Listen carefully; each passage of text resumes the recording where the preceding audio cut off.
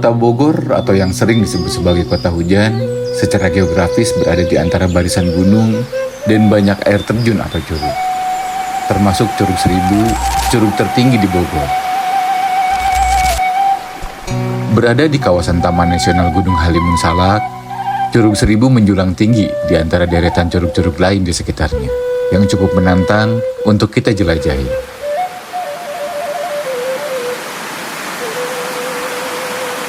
Saya akan coba jelajahi curug-curug di area ini yang akan dimulai dari Curug Seribu.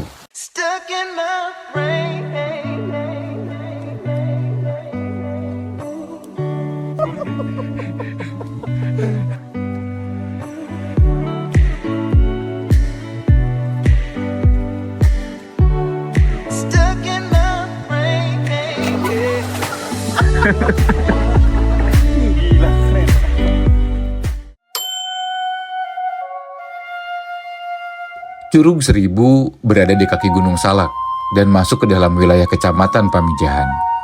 Kecamatan yang banyak dikenal karena wisata alamnya.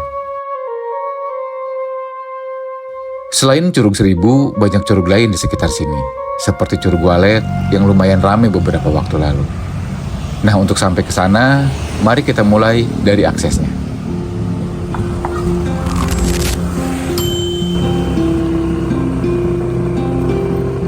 Akses ke Curug Seribu lumayan mudah. Dengan jarak sekitar 20 kilometeran dari pusat kota Bogor, bisa kita tempuh dengan waktu 1-2 jam. Nah, ini tergantung kena macet atau enggak di daerah Dramaga atau tepatnya di area kampus IPB. Untuk menghindari macet di area tersebut, baiknya berangkat sepagi mungkin. Meskipun Pamijahan kecamatan yang cukup terpencil, akses ke kawasan ini cukup bagus. Sarana jalan cukup memadai untuk menghubungkan Pamijahan dengan area lain di sekitarnya. Namun memang beberapa titik masih memiliki akses jalan yang cukup menantang, terutama saat musim hujan. Oh, kok mapnya ke situ ya? Oke, siap. Kasih, Bu. Iya. Kembali ke jalan yang benar. Lu nanya orang aja kalau di sini. Google Maps nggak terlalu akurat ngarahin ke area sini. Walau nggak terlalu fatal sih. Nah, kalau Maps-nya ngarahin udah nggak jelas, nanya ke warga sekitar udah paling bener lah. Setelah kurang lebih 1 jam, kita akan memasuki kawasan wisata Gunung Salak Endah.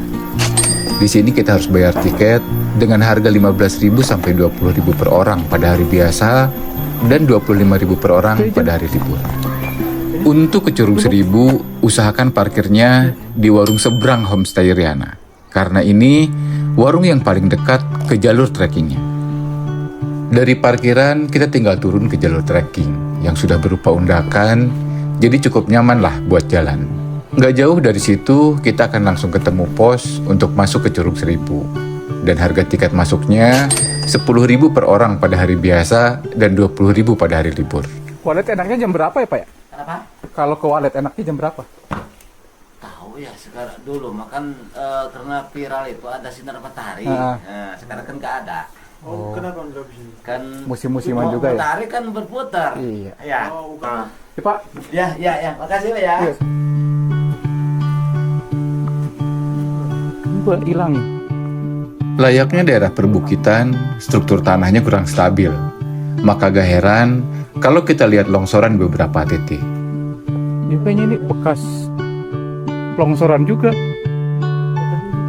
Untuk perbaikan sarana inilah salah satunya uang tiket masuk dari pengunjung dialokasikan. Jalur awal trekkingnya masih sangat landai dengan struktur jalan yang sudah berupa coran semen. Ih, bisa ngecamp di situ, keren ya?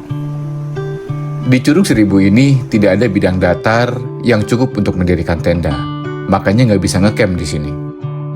Setelah melewati shelter pertama, jalur trekking sudah berupa turunan yang lumayan miring. Tapi cukup aman karena sudah berupa susunan anak tangga yang kokoh. Oh. Oh, itu nyok.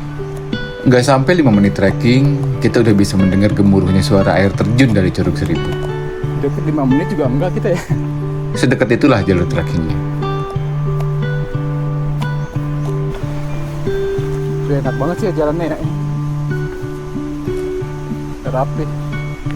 Setelah shelter kedua, jalurnya masih berupa turunan dan susunan anak tangga.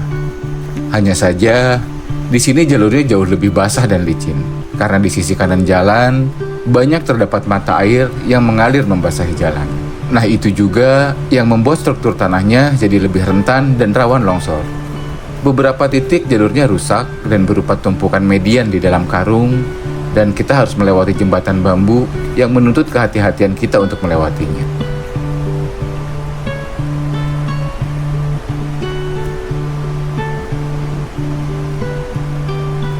Usahakan pakai sepatu atau sendal gunung aja kalau kesini, karena semakin ke bawah, semakin licin jalannya. Dan kita harus siap buat kotor-kotoran sekaligus basah-basahan. Asal mula penamaan Curug Seribu, konon katanya karena curug ini memiliki banyak sekali aliran air kecil di sepanjang tebingnya, yang tampak seperti 1000 aliran air, meskipun jumlahnya gak bener-bener 1000 juga sih. Setelah kurang lebih 10 menit trekking, akhirnya saya sampai di tepian Curug Seribu dan langsung disuguhi tenangnya suara aliran air dan gemuruh air terjun yang diapit bukit dengan aliran air kecil di sekelilingnya. Nah, selanjutnya selamat menikmati suasana dan pemandangan di curug tertinggi di Bogor ini.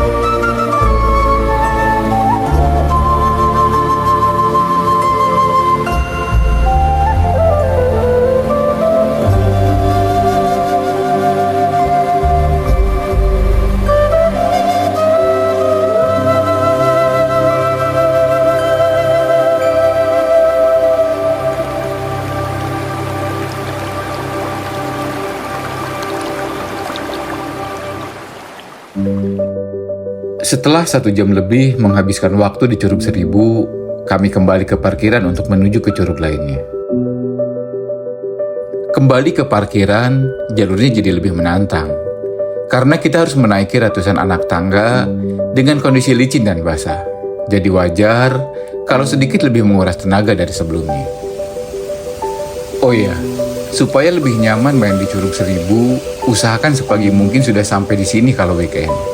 Atau coba kunjungi di luar hari kerja, karena di luar waktu tersebut tempat ini lumayan ramai banget. Nah itu tadi cerita dari Curug Seribu yang lumayan cukup seru. Semoga berguna buat teman-teman yang mau trekking ke Curug Seribu. Demikian, hatur nuhun, terima kasih.